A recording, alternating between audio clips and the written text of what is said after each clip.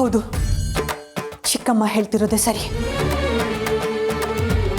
ಭಾವನೆಗಳ ಹಂಗಿಗೆ ಬಿದ್ದಿದ್ದೀನ ನಾನು. ನನ್ನತನನ ನಾನು ಕಳ್ಕೊತೀನಿ. ನನ್ನ ಉದ್ದೇಶ ನಾಶವಾಗಿ ಹೋಗುತ್ತೆ. ನಮ್ಮಪ್ಪ ಅಮ್ಮನ ಸಾವಿಗೆ ನ್ಯಾಯ ಕೊಡ್ಸೋದಕ್ಕಾಗಲ್ಲ. ಇಲ್ಲ, ಅರ್ಜುನ್ ಬಗ್ಗೆ ನನ್ನ ಮನಸ್ಸಲ್ಲಿ ಯಾವ ಭಾವನೆಗಳು ಇಲ್ಲ. ಇಲ್ಲ,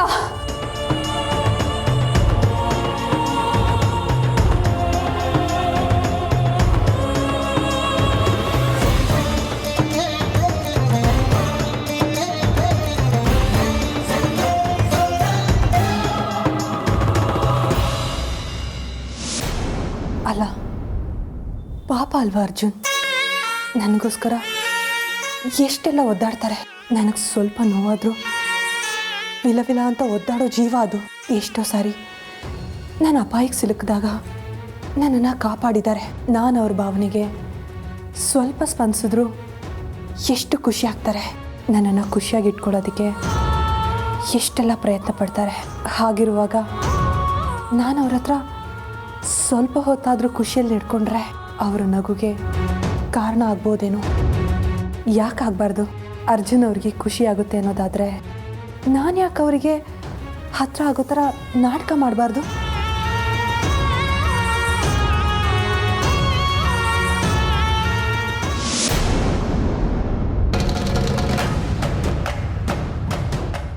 ಇಲ್ಲ ಇಲ್ಲ, ನಾನು ಯಾಕೆ ಅರ್ಜುನ್ಗೆ ಹತ್ರ ಆಗಬೇಕು?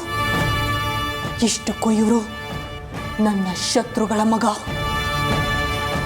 ಇವರಿಗೆ ಹತ್ರ ಆಗೋದ್ರಿಂದ ನಾನು ಸಾಧಿಸೋದಾದ್ರೂ ಏನು? ಈ ಮನುಷ್ಯರ ಸಹವಾಸ ಸರಿಯಾಗಿಲ್ಲ.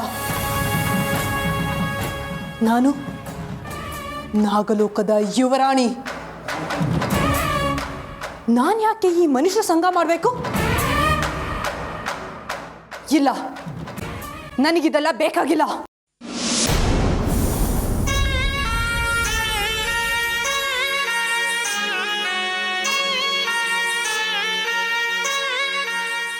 ಅಮೃತ, ನಿನ್ನ ಮನಸ್ಸಲ್ಲೂ ಆಸೆಗಳಿವೆ. ನಿನ್ನ ಭಾವನೆಗಳಿಗೂ ಬೆಲೆ ಕೊಡೋರು ಒಬ್ಬರಿದ್ದಾರೆ.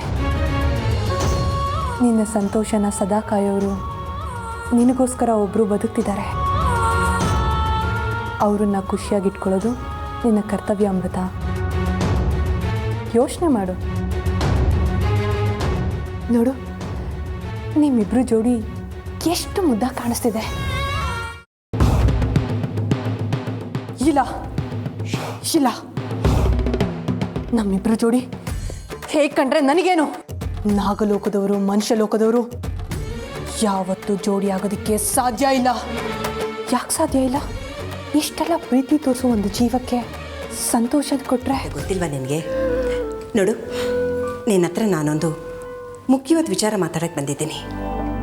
ಅದೇನಂತ ಮುಖ್ಯವಾದ ವಿಚಾರ ಅತ್ತೆಮ್ಮ? ಮುಂದಿನ ತಿಂಗಳು ಅರ್ಜುನ್ಗೆ 25ನೇ ವರ್ಷದ ಹುಟ್ಟಿದಬ್ಬ. ನೆನಪಿದೆ ತಾನೆ? ಅದನ್ನು ಹೇಗೆ ಮರೆಯೋಕ್ಕೆ ಸಾಧ್ಯ ಅತ್ತೆಮ್ಮ? ಅವತ್ತೇ ಅಲ್ವಾ ನೀವು ಅರ್ಜುನ್ನ ನನ್ನ ಮಡ್ಲಿಗೆ ಹಾಕಿದ್ದು.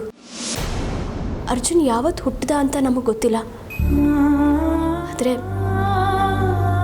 ಅವನು ನಮ್ಮ ಜೀವನಕ್ಕೆ ಬಂದಮೇಲೆ ನಮಗೆ ಮರು ಹುಟ್ಟು ಸಿಕ್ತು. ಕರಣ್ ಕೂಡ ನಮ್ಮ ಪಾಲಿಗಿದ್ದ, ಇಲ್ಲ ಅಂತ ಹೇಳ್ತಾ ಇಲ್ಲ.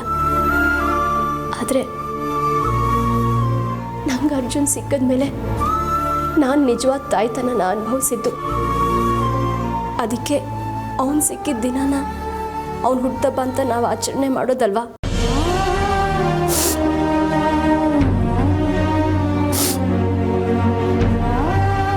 ಹೇಮಾ, ಹಳೆದನ್ನೆಲ್ಲ ನೆನೆಸ್ಕೊಂಡು ಇನ್ನೂ ಎಷ್ಟು ದಿನ ಅಂತ ಕಣ್ಣೀರಾಗ್ತೀಯ?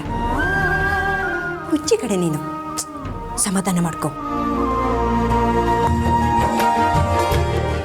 ಯಾಕೋ ಇವತ್ತು ಹಳೇದೆಲ್ಲ ನೆನಪಿಗೆ ಬಂದ್ಬಿಡ್ತು ಅತ್ತೆಮ್ಮ.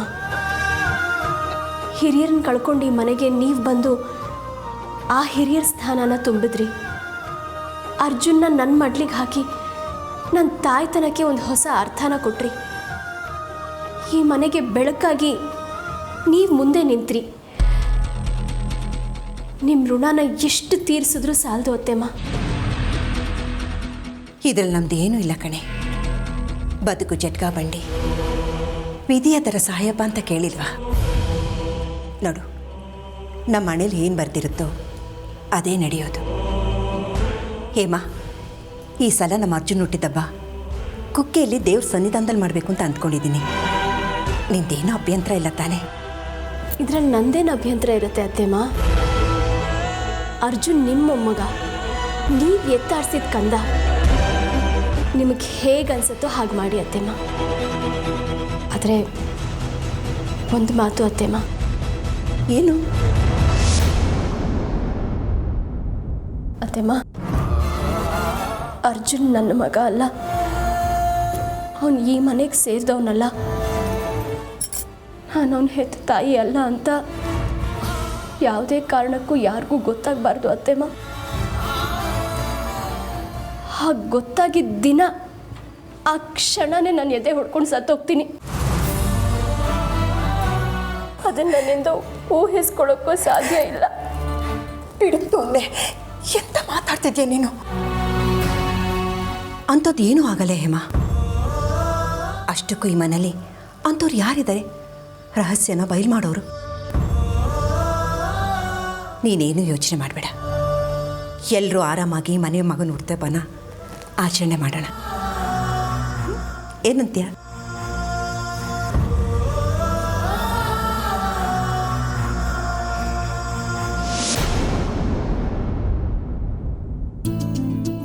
ಒಟ್ಟಿನಲ್ಲಿ ಅಂತೂ ಇಂತೂ ನಮ್ಮ ಅಮೃತಾಗೆ ಅರ್ಜುನ್ ಮೇಲೆ ಮನ್ಸು ಬಂದ್ಬಿಡ್ತಪ್ಪ. ಇಷ್ಟು ದಿನಕ್ಕೆ ಇವತ್ತೇ ನಾನಿನ್ನ ಈ ರೀತಿ ನೋಡ್ತಿರೋದು. ಇನ್ಮೇಲಾದರೂ ಈ ಮನೇಲಿ ನಗು ಹುಟ್ಟುತ್ತಾ ಅಂತ ನೋಡಬೇಕು. ಯಾಕೆ ಬರಲ್ಲ ಅತ್ತೆ? ಈ ಮನೆಗೆ ನಗು ಬಂದೇ ಬರುತ್ತೆ. ಎಲ್ಲಾದರೂ ಹೋಗಿದ್ರೆ ತಾನೇ ಬರೋದಕ್ಕೆ. ಇಲ್ಲೇ ಮನಸ್ಸಲ್ಲೇ ಅಡಗಿದೆ. ಮನಸ್ಸು ತಿಳಿಯಾದ ತಕ್ಷಣ ಮನಸ್ಸಿನ ಕೋಟೆ ಒಡ್ಕೊಂಡು ಮನೆ ಒಳಗೆ ಬರುತ್ತೆ.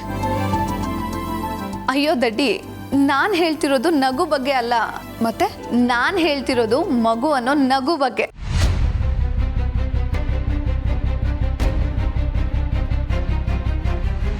ಏನು? ಮಗುನ? ಇಲ್ಲ, ಮಗು ಎಲ್ಲ ಬೇಡವೇ ಬೇಡ.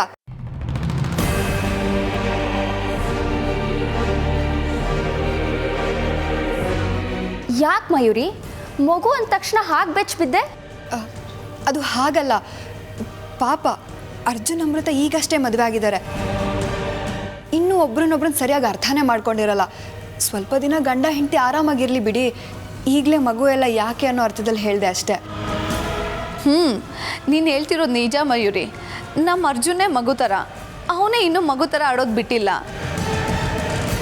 ಅದು ಸರಿ ಅಮೃತ, ನೀನು ಏನು ಹೇಳಿದ್ರು ಅರ್ಜುನ್ ರಿಯಾಕ್ಟ್ ಮಾಡಲಿಲ್ವಾ? ಇಲ್ಲ ಅತ್ತೆ. ನೀನು ಹೊಗಳಿದ್ರು ಅವ್ನ ಮುಖ ಗಂಟಾಕೊಂಡೇ ಇದ್ನಾ? ಹೌದು ಅತ್ತೆ, ಅವ್ರು ಯಾಕೆ ಹಾಗೆ ಮಾಡಿದ್ರು ಅಂತ ನಂಗೆ ಗೊತ್ತಾಗ್ತಿಲ್ಲ. ಆದರೆ ಅವ್ರು ಹಾಗೆ ನಡ್ಕೊಂಡಿದ್ದು ಮಾತ್ರ ನನ್ನ ಮನಸ್ಸಿಗೆ ತುಂಬ ಬೇಜಾರಾಯಿತು. ಅದಕ್ಕೆ ಅಲ್ಲಿಂದ ತಕ್ಷಣ ಬಂದ್ಬಿಟ್ಟೆ. ಅಲ್ಲಿ ಒಂದು ಕ್ಷಣನೂ ಇರೋದಕ್ಕೆ ನನ್ನಿಂದ ಆಗಲಿಲ್ಲ ಅತ್ತೆ.